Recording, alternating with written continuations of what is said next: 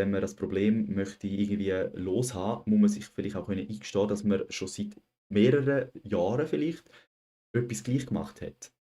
Und das kann natürlich sein, dass man jetzt mit dem neuen Entscheid, wo man könnte fällen zum Wachsen, müsste man einsehen, dass man vielleicht mit dem, wie man jetzt bisher gehandelt hat, Menschen verletzt hat oder was weiß ich, sich selber betrogen hat oder sich selber nicht gut da hat. Und das braucht eine gewisse, ja, das braucht gewisse Selbstliebe und auch gewissen Mut, können einzugestehen. Vor allem, weil man meistens ja auch gerade die anderen in seinem Kopf gehört reden, so, ja, dann hättest du es ja früher können wissen, aber da sind wir, hättest du es früher gewusst, hättest du es früher schon geändert. Und viele merken dann, Scheiße, ich habe vielleicht Scheiße gebaut oder was auch immer und ändern dann gleich nichts, weil sie es nicht eingestehen können, dass sie vielleicht Menschen verletzt haben. Und das passiert unterbewusst. Oder? Das passiert unterbewusst.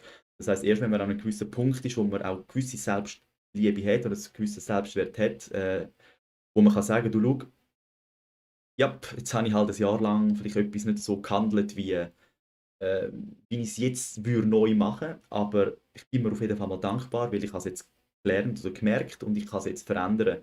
Und wenn man sich das nicht zulässt, auch einzusehen oder auch sagen, hey, ich habe vielleicht nicht immer so gehandelt, also ich habe nach dem nicht immer so gehandelt, wie man es das Beste macht, weil sonst hätte man ja nicht so gehandelt. Aber jetzt kann man dann sagen, ja, ich habe vielleicht nicht gut gehandelt, weiß es jetzt besser und mache es. Und da gilt es wirklich, sich selber zu verzeihen können. Und zwar mit gutem Gewissen können sagen, hey, schau, ich habe es nicht besser gewusst, aber jetzt mache ich es besser. Und da merke ich, dass die Menschen oftmals eben mit dem zurück zu ehrlich mit sich selber sein. Manchmal muss man halt einfach so etwas auch können einsehen, nicht zum Entschuldigen finden, sondern zum einfach können sagen, hey, ja, das ist ein Charakterzug gewesen, wollte ich nicht mehr so machen. Erst wenn man das einsieht, kann man es auch ändern. Und vieles ist halt erst dann möglich, wenn man selber genug stark ist. Oder schon so viel passiert ist, dass man einfach jetzt von heute auf morgen einfach keinen Bock mehr hat und sich irgendwas muss ändern. Aber vieles, ja, kommt schleichend. Oder eben, wenn man halt sich kann eingestehen, hey, ja, oder sagen, ich will mich verändern. Und auch wenn ich vielleicht in der Vergangenheit bis jetzt Sachen gemacht habe, die ich jetzt mit meinem neuen Wissen nicht mehr gut heißen, sollte man sich dann aber nicht, fertig machen und vor allem auf die Schulter klopfen, um zu sagen, hey, schau, ich habe den Mut, um jetzt einen neuen Schritt zu gehen. Weil, mal angenommen, du machst das ja weiterhin, oder? Angenommen, dein Schmerz ist zu gross, um einsehen, dass das jetzt vielleicht nicht so gut war und du machst es weiter, dann schadest du ja weiterhin auch und vor allem auch dir selber, oder? Du schadest ja nicht den anderen Menschen, sondern unter anderem dann auch dir selber, weil halt dann die Muster weiterführst. Und so Sachen kann man anschauen, eben darum habe ich vorher gesagt, wenn man ehrlich mit sich selber ist, dann findet man die Sachen eigentlich recht schnell raus. Und ich kann da sehr gut, ich habe auch 2, 3 Ideen, wie man das Ganze kann, anschauen kann. Eigentlich mit einer ganz simplen Mindmap, dass wenn man irgendwo ein Problem hat, dass man das mal benennt. Ja, schau, ich laufe immer wieder an diese Sachen an. Und da können wir eigentlich recht schnell mal herausfinden, wie die Sache, ja, wie die entsteht. Und dann wird man sehr schnell merken, dass es, eben wenn man dann halt ehrlich mit sich selber kann sein kann, dass man merkt, okay, man denkt vielleicht sehr viel darüber nach. Und dann auch, dass der Gedanke dann halt vielleicht auch etwas damit zu tun hat. Oder? Da muss man halt einmal offen sein und viele sind für neue Ideen nicht offen. Und das ist aber auch einfach in unserer Biologie, weil eine Veränderung ja, das ist immer auch ungewohnt und etwas Ungewohntes, weil wir laufen eigentlich immer auch auf alte Programme ab, wo wir wissen, so funktioniert es. Oder? Und jedes Mal, wenn man dann irgendwas Neues macht, oder, ist es ungewohnt und auch eigentlich nur am Anfang. Und ja, dann muss man da, Entschuldigung, abgelenkt. Der Girlie, die Büsi schaut so herzig auf. Ein Zuschauer habe ich auf jeden Fall, das ist ja schon mal gut. Ja, jetzt habe ich komplett den Faden verloren. Nein, genau, man kann dann anschauen, eigentlich sehr, sehr schnell, wenn man mit einem Thema kommt und sagt, ja, ich, ich laufe immer wieder an den Punkt an. Und dann kann man eben mit einer Mindmap mal schauen, ja, was denkst denn du die ganze Zeit, dass das vielleicht der Punkt könnte sein?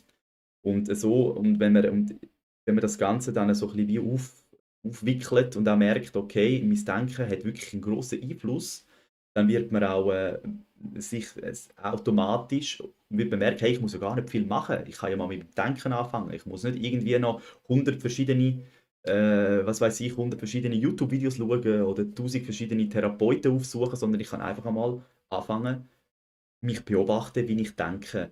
Und äh, was passiert dann?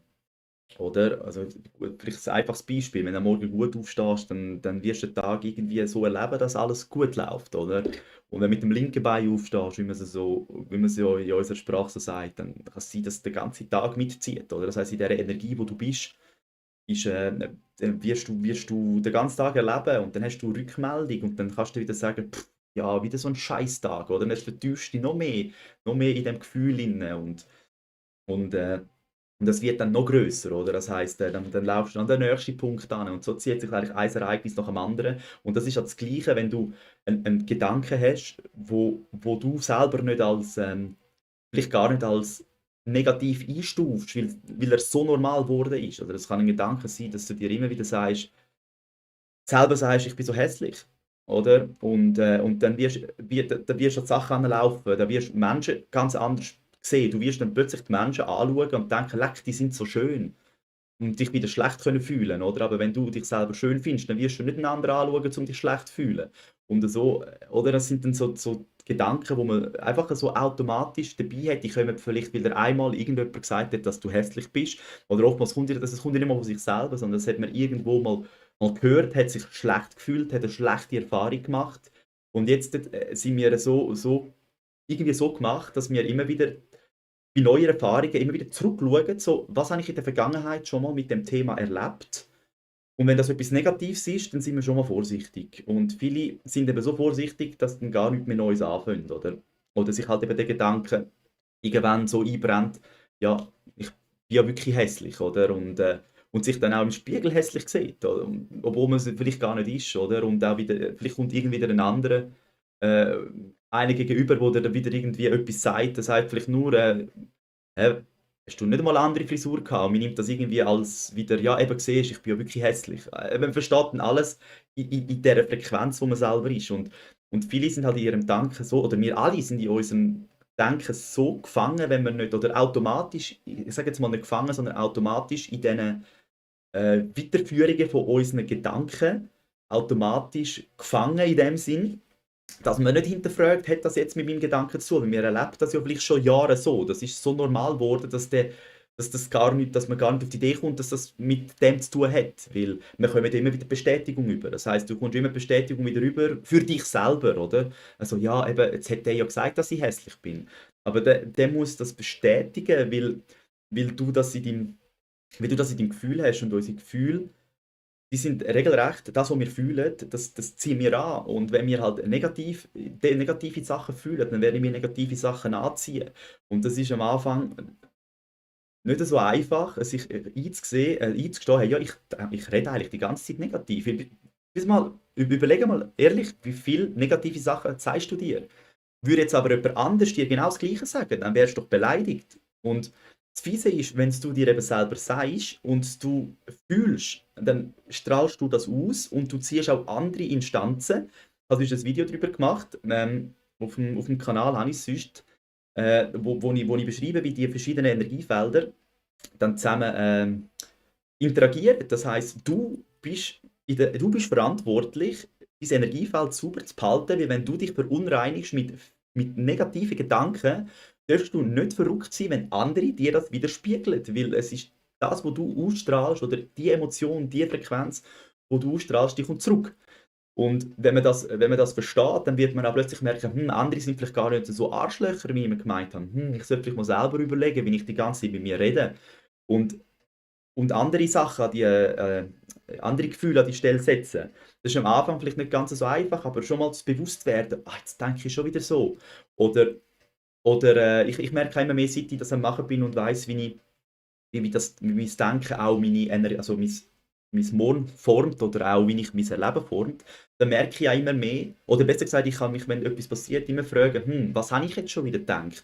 Und kann eigentlich auch von der anderen Seite das Ganze wieder rekonstruieren. Und merke eigentlich recht schnell, ich bin auch schon wieder selber verantwortlich. Oder? es muss nichts gravierend sein. Das ist eben schon nur die Sicht auf etwas. Wenn man negativ denkt, dass etwas, eine normale Situation, wo jemand als gut empfindet, empfindest du als schlecht, jemand anderes empfindet es als beleidigend. Das ist in der Energie, wo man ist, nimmt man die Sachen auch wahr. Und da ist dann eine gewisse Selbstfürsorge oder Selbstliebe, dass man auch versucht, sich in positiv, klar, man kann nicht immer positiv sein, aber dass man versucht, sich, wenn man merkt, man ist wieder in negativen Situationen, etwas finden, wie bringe ich mich in positive Emotionen rein. Wenn man weiß, man zieht das wieder an, dann ist es sollte man eigentlich wirklich dann schauen, dass man sich nicht immer in negativen Situationen, vor allem, du musst schauen, dass das, was du fühlst, das wirst du anziehen. Also, wenn du negativ denkst und nicht groß was dabei fühlst, dann wirst du das nicht in dem Sinn weniger anziehen, wie wenn du etwas negativ denkst und direkt auch in deinem Gefühl hast. Weil das ist, ich glaube, der Joe Dispenza sagt, das Herz strahlt das magnetische Feld aus und wenn dein Denken, wenn du denkst, ich bin hässlich, zusammen mit dem Gefühl, kohärent ist. Gedanken sind elektrisch und das Herz ist magnetisch und das zusammen ist ein elektromagnetisches Feld. Und da ziehst du regelrecht eigentlich alles in dein Leben. Und wenn einem das bewusst wird, wird man immer vorsichtiger, was man rauslässt. Also ich merke es auch bei mir, ist natürlich immer einfacher gesagt wie gemacht, vor allem am Anfang. Ich merke es auch, dass ich mich wieder, weil wir halt automatisiert ablaufen, schon über Jahre, dass die durchbrechen, dass ich zum Teil weiss ich, ich will das jetzt nicht ansprechen. Ich will das nicht ansprechen, aber irgendwie findet es gleich einen Weg, dass es angesprochen wird. Aber es wird einem immer bewusster und je bewusster, dass einem das ist, eben wenn man es dann plötzlich von der anderen Seite kann, wieder anschauen, so, was habe ich, jetzt erlebe ich das, was habe ich auch gedacht? Und man kann es auch mal aufschreiben, oder was ist der Gedanke, wo du am meisten denkst, wenn der etwas Negatives ist, mal schauen, erlebst du das dann auch so, oder? Das kann auch sein, dass du dir sagst, ja, ich muss immer die Scheissarbeit machen beim Arbeiten. Vielleicht machst du dann wirklich auch Scheißarbeit oder vielleicht ist die Arbeit auch nur scheiße, wie sie du so empfindest. Oder? Es ist ja dann auch immer Ansichtssache. Oder die einen finden die Arbeit, die du scheiße findest, genial. Oder ich merke es auch, bei uns geht es dann auch immer auf. Ich habe dann eher, also ich mache andere Arbeit gerne wie jemand anderes.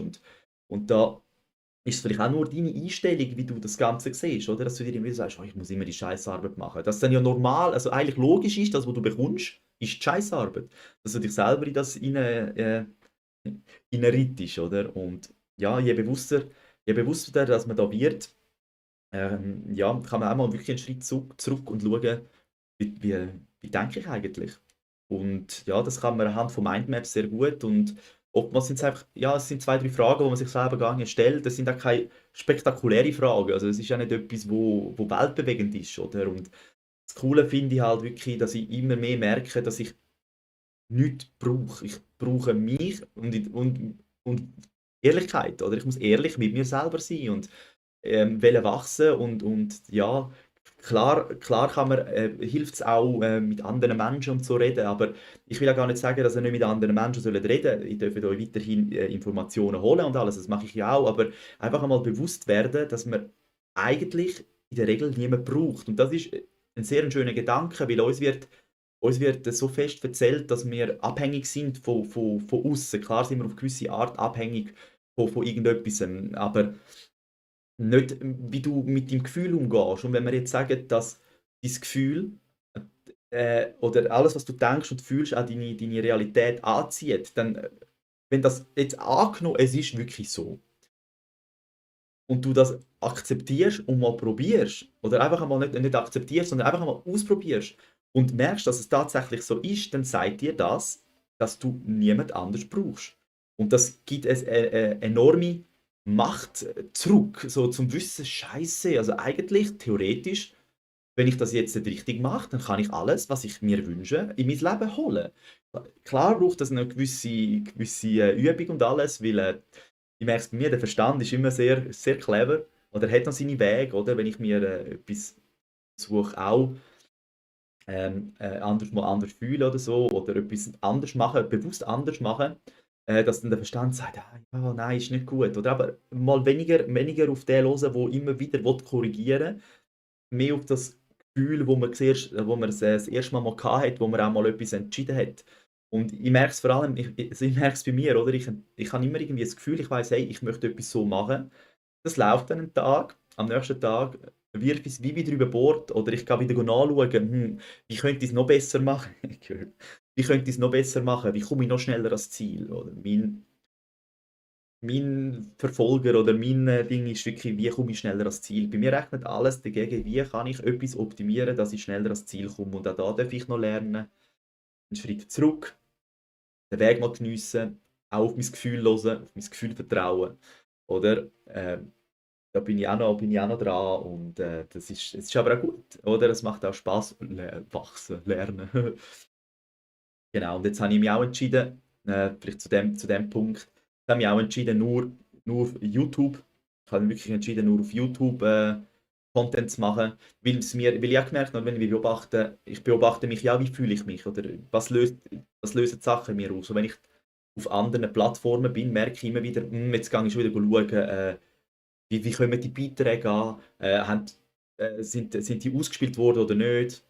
Und ich merke, das gibt mir einen extremen Stress. Und dann bin ich ja auch im Gefühl, eben wie ich vorher gesagt habe, jetzt, wenn ich es auf mich tun, übernehme, dann bin ich im Gefühl negativ. Und das heisst ja so, ich ziehe mehr negative Sachen an. Und ich bin jetzt wirklich am schauen, wo kann ich Triggers streichen aus meinem Alltag.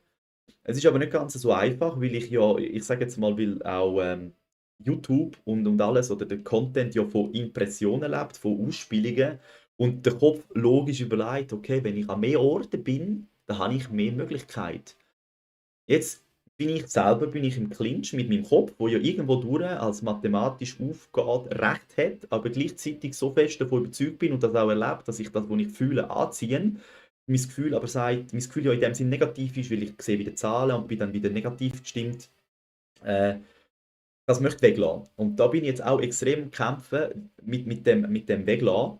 Und ich will das jetzt wirklich einmal machen, weil ich merk's immer öfters, dass Sachen gar nicht lang brauchen, bis man sie vergessen hat oder nicht mehr aktiv in seinem To-Do inne hat. Oder ich habe jetzt auch gemerkt, ich habe jetzt wieder mal gamen und habe gemerkt, bin wieder viel zu fest, meine Gedanken sind wieder viel zu fest dort. Und dann habe ich gesagt, ja nein, will ich eigentlich nicht. Ich habe glaube 2 Tage gegamed, dann habe ich es wieder sein lassen und dann bin ich schon wieder mit diesen 2 Tagen Gamen gedanklich schon wieder beim Gamen gewesen. Und habe dann schon wieder während dem Tag, obwohl ich nicht wollte, habe gesagt, nein, ich will nicht, gleichzeitig die ganze Zeit wieder ans Gamen gedacht. Und jetzt habe ich, das ist jetzt wieder eine Woche oder so her, und jetzt denke ich nicht mehr dran. Es ist mir auch nicht mehr so wichtig jetzt. Ich habe auch gar keine Lust mehr, aber vorher hat es sich schon fast angefühlt wie ein Entzug. Und das ist, ich glaube, bei sehr vielen so. Wir realisieren es noch nicht, dass wir es gar nicht schaffen, etwas einmal mehr wie 2, 3 Tage weglassen. Oder? Und jetzt da auch, darum wollte ich bewusst jetzt mal weglassen, die anderen Plattformen gar nicht erst aufzumachen, dass ich mal schaue, wie es ist, äh, ob ich da auch wieder emotional weniger anhafte. Oder? Weil es kann nicht sein, dass man etwas macht und sich dann unglücklich dabei fühlt. Oder eigentlich bei etwas, wo man Spaß hat. Und da versuche ich immer mehr auch zu schauen, was macht mir Freude und dann lasse ich halt auch etwas weg, obwohl mein Kopf sagt, es wäre vielleicht schlau. Sage ich mir jetzt gleich, okay, mein Kopf sagt zwar, es wäre schlau, aber mein Gefühl und meine Gedanken, die dann gleich um den ganzen Seich kreisen, wo ich ja nicht will, sind ja gleich irgendwie energieraubend. Also was ist für mein Seelenwohl gerade angenehmer, auch wenn der Kopf was anderes sagt. Und ich gehe jetzt immer mehr dem nach. Und das wäre auch einmal endlich auf das Vertrauen, das man will. Und der Neville Goddard sagt auch, oder, das Vertrauen auf seinen Prozess und der Glaube ist wichtig, der Glaube, oder? Und er sagt auch, am Anfang, du musst dich gegen deine äußeren, also gegen den Sehnerv, Sehsinn und alles, musst du da fast schon ankämpfen, weil eben der Kopf, vor allem, ich merke es ja bei mir, der Kopf sagt die ganze Zeit, nein, mach's anders, es geht schneller. Und da bin ich jetzt auch dran, dass wirklich einmal sacken lassen und auch mal ganz anders auf das Ganze eingehen und halt mal Sachen weglassen, wenn ich es eigentlich nur mache in der Hoffnung, dass es schneller ist. Weil das ist ja dann nicht ein Glaube, sondern eine Hoffnung. Nicht ich glaube daran, dass es, sondern ich hoffe, dass ich mit dem schneller ans Ziel komme. Und mein Wunsch ist ja ganz fest, dass ich nur mit einer Plattform das Ganze kann, aufbauen und darum versuche ich jetzt auch nur bei der zu bleiben oder mal dem vertrauen, was in meinem Gefühl ist. Und dann habe ich auch mal Rückmeldung. Oder? Auch mal etwas Neues wagen, mal etwas Neues probieren, dass man auch mal Rückmeldung hat. Man kann ja nachher immer noch sagen, nein, geh nicht, ich mache es wieder anders. Oh. Aber sich einmal die Erlaubnis geben, etwas Neues probieren, mal etwas Neues machen. Und genau, aber da merke ich halt auch, oder? Nur die paar Tage weglassen, ist enorm schwierig am Anfang, oder? Weil die Gedanken dort sind. Und wenn wir jetzt zurückkommen zum Beispiel mit dem «Ich bin hässlich», oder? Jetzt, wie lange sind die Gedanken schon da, oder? Die sind nicht einfach von heute auf morgen je nachdem weg, sondern man muss sich mal bewusst werden, was man sich da die ganze Zeit antut. Und wenn man merkt, okay, man tut sich mit seinem Denken wirklich so viel Negatives vielleicht an, dann wird man auch automatisch anfangen, einen Weg finden. Oder man muss ja zuerst einmal, wenn man weiss, dass man selber der Verursacher ist, dann kann man auch noch Lösungen finden, weil man weiß, man kann sie ja selber wieder lösen. Oder? Aber viele haben das Gefühl, ja, jetzt hat der mich ja beleidigt, ich fühle mich wegen ihm schlecht. Aber wenn man weiß, okay, die Ursache ist vielleicht mal von mir gekommen, ich selber bin der mir eigentlich die meiste Zeit sagt, ich bin hässlich, weil ich in den Spiegel schaue und das schon das Gefühl habe, ich sehe mich in Kleidern, habe das Gefühl. Oder dass man dann halt mal sich selber an der Nase nimmt. Aber dann muss man halt auch zuerst wissen und sich nicht böse sein, sich nicht dafür schämen, oder? Zu merken, okay, jetzt, ich bin vielleicht selber schuld, sondern es geht ja gar nicht um, eben, es geht nicht um Schuld. Du bist nicht selber, ja, wir nennen es so, aber es geht gar nicht darum, zum einen Schuldigen zu finden, sondern zum merken, hey, mir hat sich das vielleicht selber angetan. Nicht böswillig, es kommt vielleicht irgendwoher von der Kindheit, ein blöder Spruch von irgendjemandem und darf jetzt das Ganze mal loslassen oder nicht weiterhin sich so nennen. Und das ist, ja, also ich bin auch vor dem Spiegel gestanden und habe angefangen, mir einmal zu sagen, ich liebe mich bedingungslos. Oder? Und dann einmal, das noch nie gesagt, extrem komisch, oder? Und jetzt merke ich gerade, oder? Jetzt, das sollte ich auch wieder machen, ist jetzt auch wieder vergessen gegangen. Aber viele sind dann, oder sagen sich die ganze Zeit, ich bin hässlich. Und dann versuch dir mal zu sagen, wenn du in der Art, wo du negativ mit dir redest, zum Beispiel, wenn du sagst, ja, schau, ich komme immer zu spät, mal sage ich komme pünktlich, oder mal schauen, was löst das in dir aus, oder? So einen richtigen Widerstand. Und dann merkst du auch, oder? Dort, wo du Widerstand hast, das ist nicht das, wo du aktuell lebst. Also das heißt, wenn du dir sagst, ich bin hässlich und das fühlt sich vertraut an, dann weißt du, dass das deine Realität ist. Wenn du dir sagst, ich bin schön und dich das irgendwie komisch stimmt, dann weißt du, das ist aktuell nicht dein Gefühl, weil es wehrt sich, oder? Du wehrst dich innerlich dann gerade, oder? Der Kopf will da erklären, nein, das ist anders, oder? Und dann anfangen irgendwie sich bewusst zu werden, dass man es nicht mehr sagen sollte. Und es nicht mehr sagen, das ist jetzt wie ich nicht mehr nachschauen, oder? Den Trigger wegnehmen. Und das ist extrem schwierig. Das ist, also ich finde es mega schwierig. Etwas ganz Einfaches, nicht nachschauen, ob, wie fest mein Beitrag ausgespielt wurde. Und das fällt mir so schwer, oder? Und, aber ja, vielleicht auch andere Rituale an die Stelle setzen. Aber ja, da bin ich auch noch dran, wenn ich da mehr herausfinde, gebe ich da gerne weiter. Die Girl. Ja, erstmal unser Büsi. Ist ein Schossbüsi. Beides sind Schossbüsis, haben wir. Zwei Schossbüsis haben wir. Genau, der Simbi und das Girlie. Und ja, und haben mega Freude. Sie schlafen auch viel bei uns. Und genau, jetzt. Danke Sandra an dieser Stelle.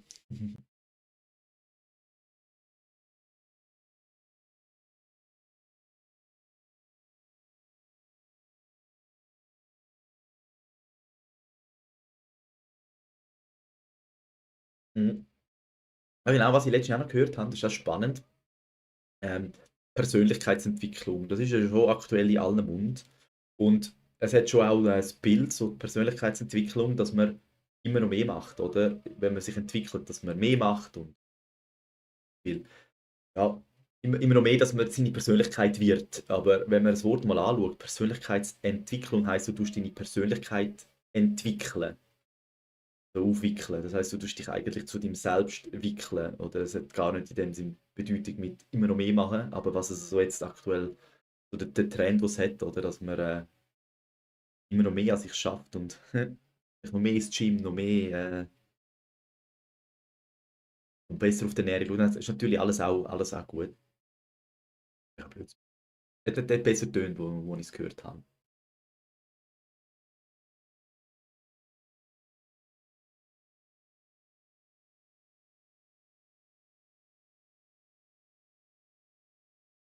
Ja, was ich jetzt auch merke, ist, durch den neuen Kanal, äh, den ich habe, Wird ich nicht so fest vorgeschlagen, glaube ich, grad auch mit dem Live. Natürlich Pro und Contra, ich kann noch in Ruhe weiterlernen, aber, fällt mir halt schon einfacher, wenn ich kann mit jemandem reden. Ja, halt mal ein bisschen stiller, das ist auch gut, fällt mir grad nichts ein.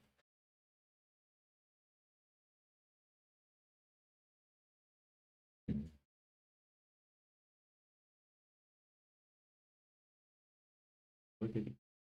Aus.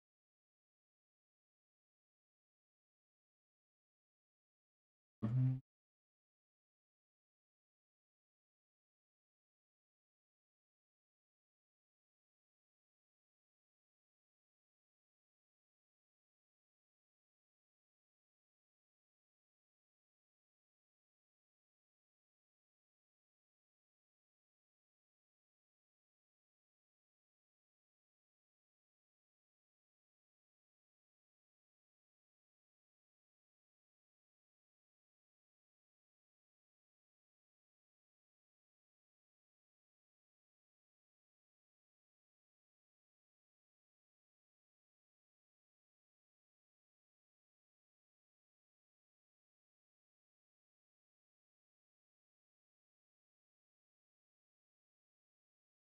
Hm,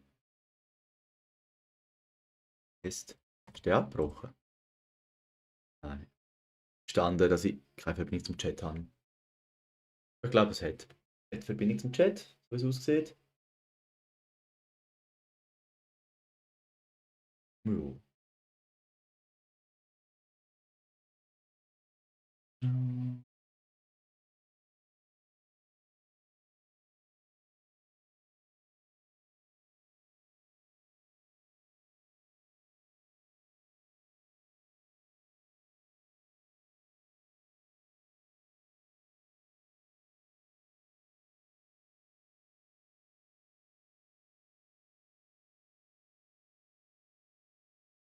Ja, nein, ich frage dich wirklich mal, was unterschreibt er mal, macht er mal mal,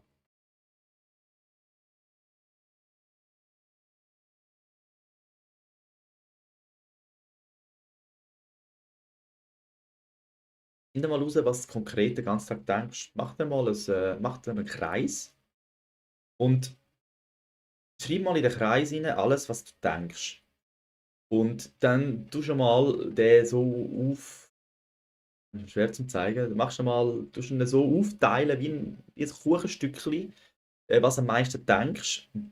Und tust du mal die Zahlen anschreiben. Also eben, wenn du jetzt beim einen 20% denkst, in der Regel, der mehr denkst, tust du mehr schreiben, der weniger denkst, schreibst du weniger. Und dann tust du mal schauen, so, welche Gedanken eigentlich am meisten an deinem Tag vorkommen. Und ob das auch Sachen sind, die du in deinem Leben wieder antriffst. Und das ist eigentlich sehr, das ist eigentlich sehr interessant, dass man sehr schnell das, was man denkt, auch wieder antrifft. Merke ich.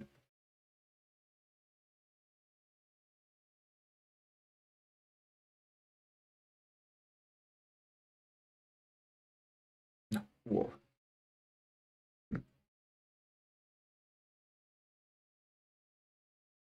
Mhm.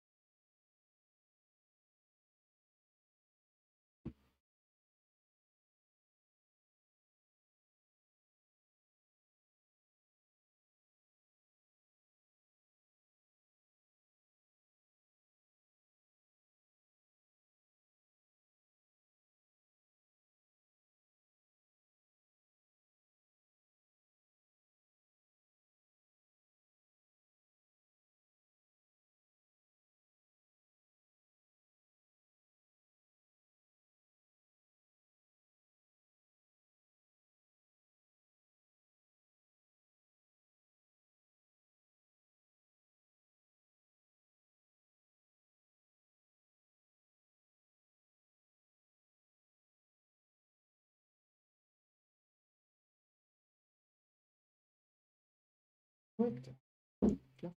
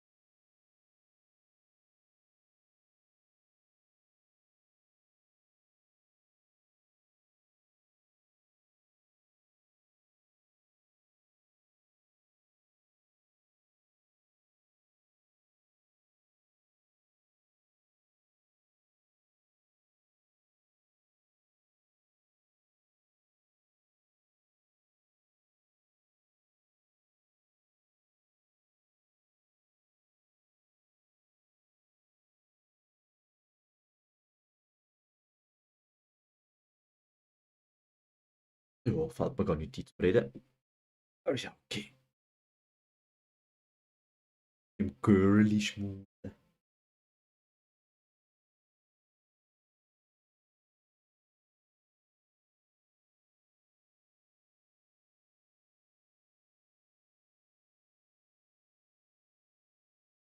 Ja, das ist eigentlich das ist auch noch etwas, dass ich mich unwohl fühle. Ich einfach da bin und nichts passiert. Aber es ist halt, glaube ich, am Anfang, gell? Der Abonnenten, ich weiß auch nicht, wie fest da der YouTube jemand ausspielt. Aber ja, ich sage mir, wenn ich was zu erzählen habe, so, dann mache ich es und sonst bin ich halt einfach da und das ist für mich auch noch ein Lernfeld. Bin ich an dem Ganzen bewerten. Das Ganze kann einfach so nehmen, wie es ist. Und, und da bin ich jetzt zwiegespalten. Einerseits bin ich froh, dass niemand da ist, weil es ist, kann nicht falsch laufen, kann nicht schief laufen. Andersrum wäre ich froh, dass einmal, wie soll ich sagen, mal etwas vielleicht schief laufen tut, zu merken, dass es gar nicht so schief ist, dass ich mich auch weniger nervös fühle, bevor ich live gehe. Wieso ist es immer so, was ist, wenn jemand kommt, dass jemand kommt? Ich habe schon mit zwei, drei geredet, aber dort ist es auch mehr, ja, also haben wir einfach mehr so miteinander geredet, wie jetzt, dass jemand gekommen ist und explizit gesagt hat, aber ja, könntest du mir vielleicht da mal eine Sicht von außen geben? Also jetzt so ein bisschen überspitzt. Da wäre dann wieder, oder dann mit der Erwartung, und man darf ja nichts falsch machen und Sachen, aber einfach so ein bisschen reden, das geht ja eigentlich gut, weil dann ist wie nichts erwartet, aber oder wäre ich auch mal froh, wenn ich das einmal so im Online-Kontext, weil privat weiß ich, dass es geht, weil ich mich also die ganze Zeit so erlebe, oder? Und auch Rückmeldungen habe. Aber live ist schon, ist noch nicht passiert, oder auch wieder, wie das, was ich erzählt habe, ein Neuland. Und das macht am Anfang immer eine gewisse Angst, bis man mal merkt, das ist eigentlich gar nicht so schlimm. Und ja, ich glaube, ich tue dann da auch für mich einfach meine Messlatte viel zu hoch setzen. Weil ja, ich erlaube mir da schon fast nichts falsch zu machen, dass ich einfach so Angst habe. Aber ja, ich versuche es mir immer wieder so zu sagen, wäre ich böse, wenn ich irgendwo hingehe und der Mensch schreibt, ja, schauen wir mal deine Themen zusammen an und dann kann man nicht helfen, wäre ich auch nicht böse. Oder ich meine, er meint so gut, will helfen oder will unterstützen. Aber dort ist es für mich noch völlig okay, aber eben so bei sich selber ist man immer strenger. Irgendwie. Oder ich zumindest. Und das bin ich mir dann immer wieder so am Relativieren. Ja, ich würde bei anderen auch nicht blöd tun. Und so tue ich mich dann auch wieder sagen, ja du eben, dann habe ich halt vielleicht nicht so können helfen, wie ich es gerne hätte wollen, aber ich habe es versucht. Eigentlich darf ich stolz auf mich sein, oder? Anstatt mich fertig zu machen, so, jetzt hast du es nicht geschafft. Genau, da wäre halt, wenn einmal jemand kommt und mal das Ganze, so wie ich es mir vorstelle, auch, sagen wir mal, vonstatten kommt, dann kann ich auch mal schauen, dann kann ich auch lernen, mit Misserfolg oder Erfolg umzugehen. Dann würde es auch wieder, würde ich auch wieder ganz anders die nächsten Mal dran angehen. Aber ja, ich bin immerhin nicht die ganze Woche nervös. Nicht wie wenn ich Prüfungen hatte. Eigentlich nur kurz vorher. Ja, jetzt, nein, das Mal ist es sogar sehr gut gegangen. Bin eigentlich nicht so nervös gewesen. mehr dann, wenn ich live bin, oder? Und dann so jetzt wie jetzt gerade vorher habe ich nicht gewusst, was reden, weil mir nicht in den Sinn gekommen ist und dann habe ich mich angefangen doof fühlen. Ja, aber ich versuche auch offen und ehrlich darüber zu reden, wie ich mich fühle in so Situationen, weil ja, ich höre immer mehr raus, oder auch wenn ich mit Menschen rede, dass eigentlich alle die gleichen Probleme haben oder ähnliche Ängste haben, sagen wir es so. Und es tut auch mir gut zu wissen, wenn andere auch noch, eigentlich auch, sind auch unwohl ist, nicht zum Denken, so, ja, ein anderer hat es auch unwohl, sondern so, ich bin ja gar nicht ganz allein mit meinem Sein, oder? Und ja, wir haben alle viel mehr Gemeinsamkeiten, als wir uns das als wir das glauben, weil man halt dann ungern darüber redet, oder? Weil man dann als schwach wirkt oder das Gefühl hat, oder wenn niemand darüber redet, davon ausgeht, man ist der Einzige, oder? Und wenn ich jetzt darüber rede, dann bin ich ja der Einzige schwach und das will niemand schwach sein und durch das, dass ich mittlerweile einfach auch weiß, dass viele die gleichen Themen haben, weiß ich, dass ich nicht schwach bin, wenn ich über das rede, sondern es ist eigentlich dann auch eine gewisse Stärke, mal anstehen und sagen, hey, schau, mir geht's so, dass auch andere können sehen, hey, jo, mir geht's auch so. Und dann kann man auch mal über die Themen reden, weil man weiß, okay, der Mensch versteht mich, oder?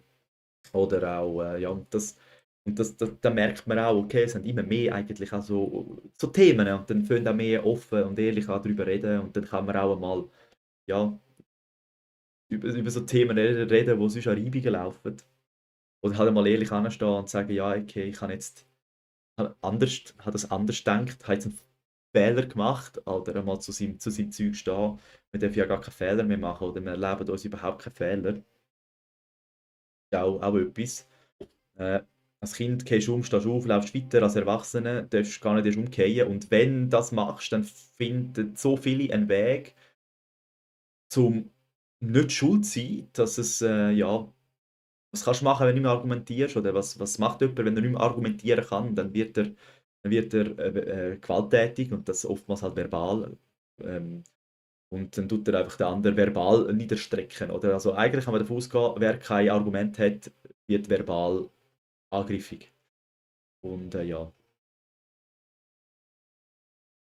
genau. Und das sollte man halt auch können sagen, du schau, ich habe jetzt vielleicht einmal eine andere Meinung gehabt, ich habe meine Meinung geändert oder ich wollte mal andere Meinungen anhören. Und das ist heutzutage auch gar nicht so einfach, andere Meinungen anhören, ohne dass man seine eigene gerade muss verteidigen oder besser gesagt, man verteidigt nicht seine eigene, man macht meistens am anderen seine Meinung kaputt. Also man tut den anderen in dem Sinne angreifen. Und das ist mega schade.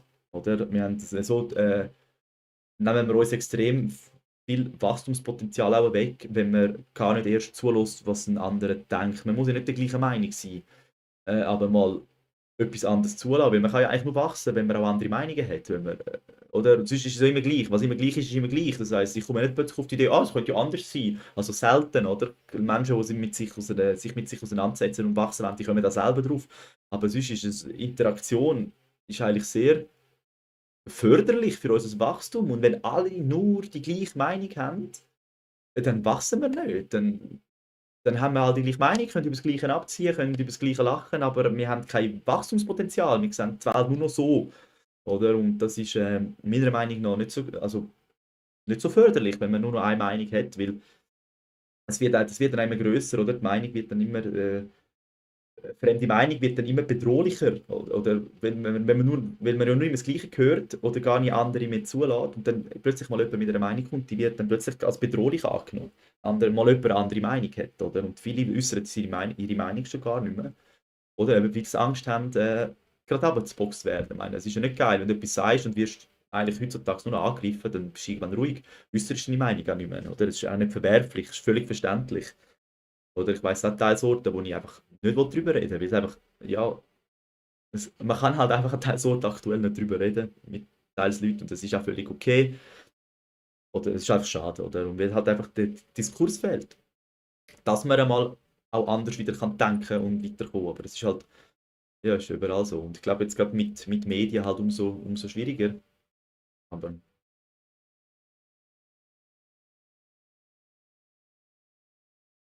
Sellerie. Girl. Ist doch voll am Geniessen, der Büsi. Mhm. schön im Winter immer eine warme Beine zu haben, ist einfach ein bisschen, ich hocke ein bisschen, es schlafe manchmal das Bein ein und jetzt will sie nicht mehr. Ich glaube, jetzt hat sie genug. Ich habe mich zu viel bewegt. Ja, nein, sie hockt einfach anders an. Das hat sie verstanden. Hockt sie genau so an, dass das Bein ihm wehtut. Ja, hat sie genau gehört.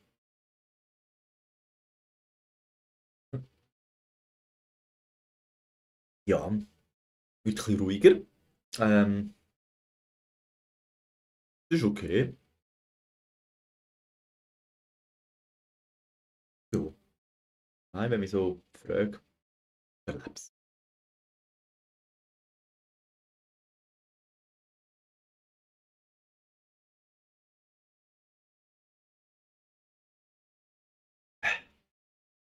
Ja, das ist halt echt die Frage, oder? Ich weiß halt überhaupt nicht, wie meine, wie mein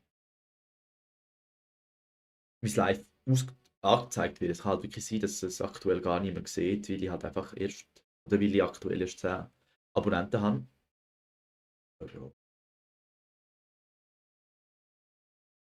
er baut sich auf. Immerhin kann ich alles nehmen, um Videos machen, wenn ich was Schlaues geredet habe. Genau, und darum absolut.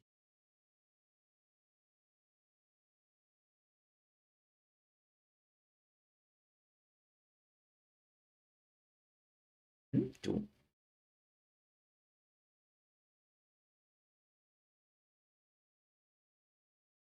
Ja, machen wir noch 15 Minuten.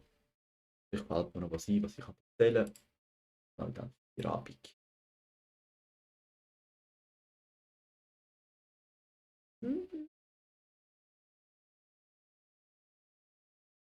Ja,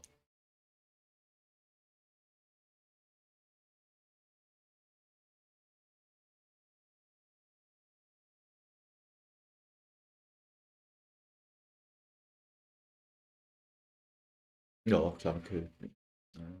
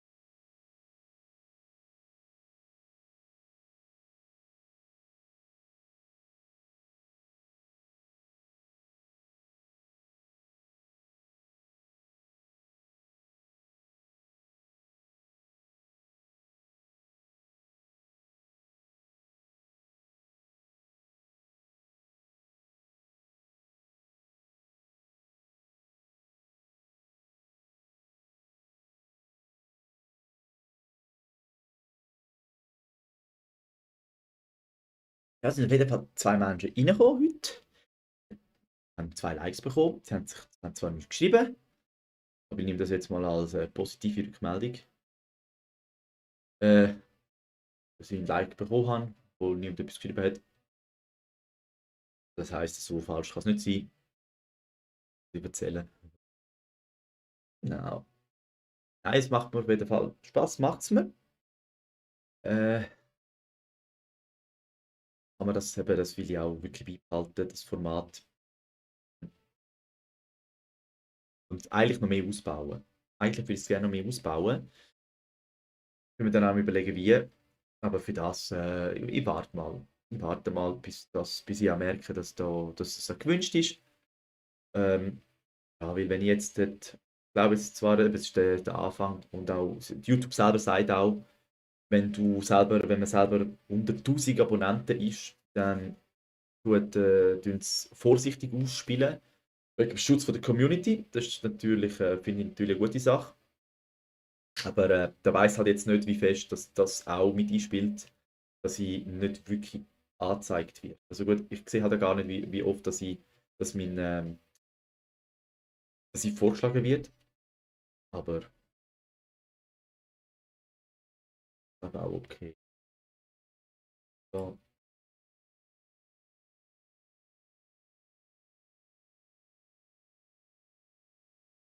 no, bin ich in Hose.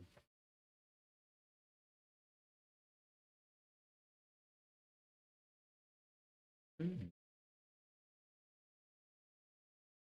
Ah ja, aber in dem Fall mache ich, glaube für heute Feierabend.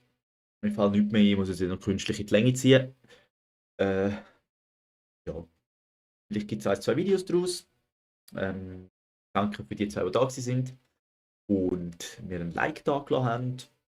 Ich bin nächsten Sonntag wieder rum, auch die gleiche Zeit, auf die halbe achte. Buche es nochmal erneut. Ich bin mir noch nicht sicher mit dem Titel. Da bin ich noch ein bisschen da wäre ich halt auch mal froh, wenn ich Rückmeldung hätte von irgendjemandem, der da ist, um mir zu sagen, ob man überhaupt den Titel versteht. Genau. Aber ich glaube, man versteht es schon. Ich mache mir da manchmal auch einfach zu viel Gedanken. Ich glaube, ich werde einfach auch nicht sehen. Das ist das aktuelle Ding. Aber ich bin guter Dinge, weil ich will das eigentlich fortführen. Dann sind wir wieder im Gefühl, es gibt mir ein gutes Gefühl, darum wird das auch funktionieren. Muss nur dranbleiben, nicht zu früh aufgeben. Also, ich wünsche auf Wiedergüchs.